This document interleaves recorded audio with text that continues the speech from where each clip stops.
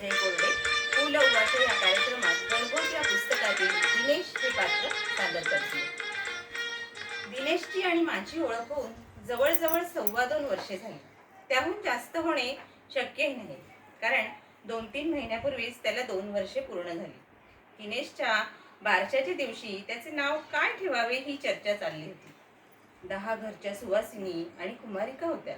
तेवढ्यात वय वर्ष 3च्या शुभाताईने आपल्या भावाचे नाव काय ठेवायचं, मी सांगू करीत पु ल देशपांडे ठेवा असे सुचविले. साने गुरुजींनंतर बाळ गोपाळात मीच लोकप्रिय आहे अशा सुखद विचारात होतो. इतक्यात तिच्या आत्याने पु ल देशपांडे का ग, आपण अशोक ठेवूया. अशोक असे म्हणताच शी, पु ल देशपांडेच पाहिजे का ग, इतक्या काळ्या मुलाचं नाव काय अशोक ठेवतात का. आपल्या आत्याला वेड्यात काढत ती म्हणाली, चेहऱ्यावर ओढून ताणून हसू आणणे हे किती अवघड आहे याचा मला, आणि आलेले हसू आवरणे किती बिकट आहे याचा त्या सगळ्या माऊल्यांना अनुभव आला. तात्पर्य, काळेपणा, लठ्ठपणा, निर्बुद्धपणा इत्यादिकांचे माप म्हणूनही त्या बालराज्यात मला किलो सारखा वापरतात. दिनेश हा माझ्या मेहुण्याचा मुलगा. आम्ही शेजारीच राहतो. हा वाढला माझ्याच अंगाखांद्यावर. मेहुणा म्हणजे माहितीये ना, बायकोच्या भावाचा मुलगा. एकतर माझ्या अंगा इतकी ऐसपैस जागा त्याला मुंबईत शोधून मिळाली नसती. दुसरे म्हणजे मी त्याच्या खेळण्याच्या वेळी रिकामा सामान्यतः माझी पाठ ही स्वतःला खेळण्यासाठी घडविण्यात आली आहे अशी त्याने वयाच्या 5व्या-6व्या महिन्यापासून समजूत करून घेतली आहे.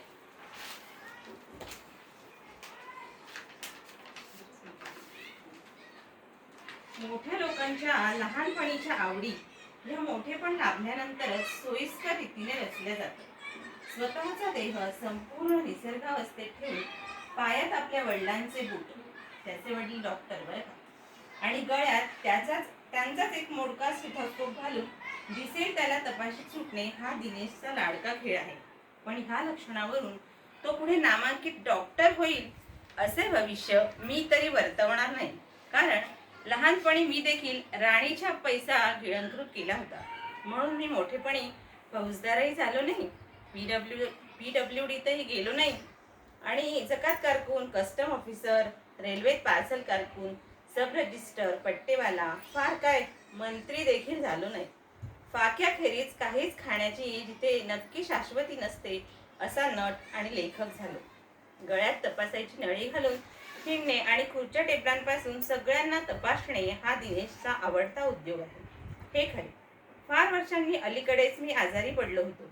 माझ्या खोलीत 1हून अधिक बाबा लोकांची गर्दी करायची नाही असा जमावबंदीचा हुकूम निघाला होता. दुपारचा मला जरा डोळा लागत होता. अशा वेळी माझ्या पोटावर डॉक्टर संपूर्ण नग्नावस्थेत बसले आणि कपाळावर स्टेथोस्कोप लावून मला तपासू लागले.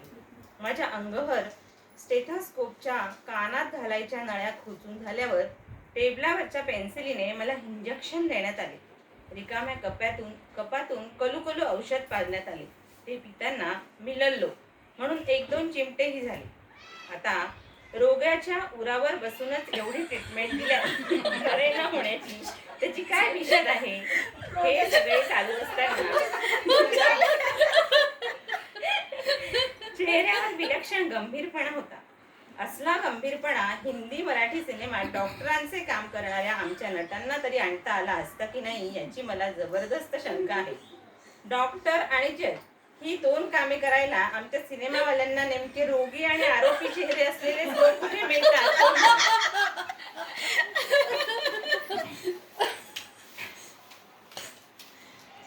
गोष्ट सांगण्याचे काम त्याच्या मायत्तेकडे असते. त्याला गोष्ट मायत्ते सांगते. गाणी शिकवण्याचे काम माझ्याकडे असते. मुलांना इतक्या लहान वयात सूर आणि बेसूर ओळखता येतात. आमच्या श्वशुरगृही जरा प्रोज मंडळींची संख्या अधिक. आधुनिक बाळगीतापासून मी त्याला शक्य तितका दूर ठेवण्याचा प्रयत्न करतो. पण त्याच्या दादाला आणि ताईला एक झुरळ रेडिओत गेलं आणि गवई होऊन बाहेर आलं. हे गायला लागल्यापासून घरात रेडिओ, झुरळी आणि गाणी यात अभेद निर्माण झाला आहे. जिंकू किंवा मरू या गाण्याशी माझा बराच संबंध आला. रेडिओत माझा आवाज ऐकल्यापासून मी झुरळ होऊन रेडिओत जातो अशी काहीशी दिनेशची समजूत झाल्यामुळे मला मारायच्या हाकेत ए झुलल अशी भर पडली आहे. जिंकू किंवा मरू या गाण्याचे नाव जुडलाचे गाणे असे झाले आहे. दुरान्वये झुरळामार्फत चिनी दुश्मनांपर्यंत हे गीत पोहोचवायला हरकत नाही. पण दिनेशने पहिले गाणे पाठ केले ते डिंकू किंवा मडू आपल्याला गाई गाई करताना तिच्या पाठीवर धक्का घाली डिंकू किंवा मडू चालले होते. त्याच्या पुढली ओळ झुललाला घाबरून डिंकू किंवा मडू झुललाला घाबरून पडू ही रचना ज्येष्ठ बंधूंनी शाळेतून आणली असेल. कारण माणुसकीच्या हतलू शंगे युद्ध आमुचे हुडू डिंकू किंवा मडू या गाण्याने 2 महिने घरात दाणादाण उडाली होती. चिनी परवडले हो. दुपारी सामसूम झालेली असते. दिवाणखान्यात मी वाचत बसलेला असतो. समोरच्या आराम खुर्चीची आगबोट झालेली असते. मग सगळी माणसे तीत बसून रत्नागिरीला जातात. बंदरावर रत्नागिरीचे आप्पा आजोबा येतात. घटकेत बोट मालवणला जाते. तिथे आजोळ गोळा होते. काही वेळाने कोचाकडे मोर्चा वळतो. कोचाची अँबेसेडर होती. वडिलांच्या हॉस्पिटलातली बाळं बघायला शिवाजी पार्कला जाते. शिवाजी पार्कच्या बाबाचे नाव शहाजी पार्क आहे. हाही शोध दादाला शिवाजीचा बाप शहाजी हे पाठ करताना ऐकून लागला. कधी त्या कोचाची बस होते आणि लानीच्या बागेत जाते. मी तोंडावर पुस्तक घेऊन पाहत असतो. खुर्च्यांचे हिब्ब होतात. कोचाचा हत्ती होतो. फुलदाण्यांचे पोपट होतात.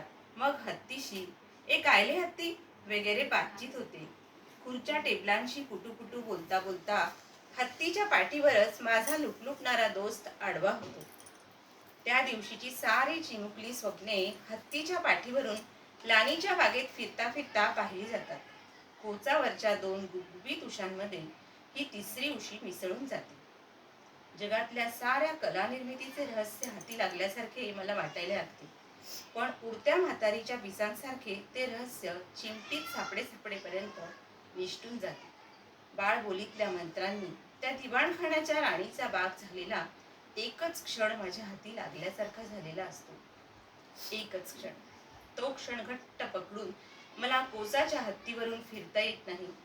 झोपेच्या गाडीतून बागेतल्या सहलीलाही जाता येत नाही.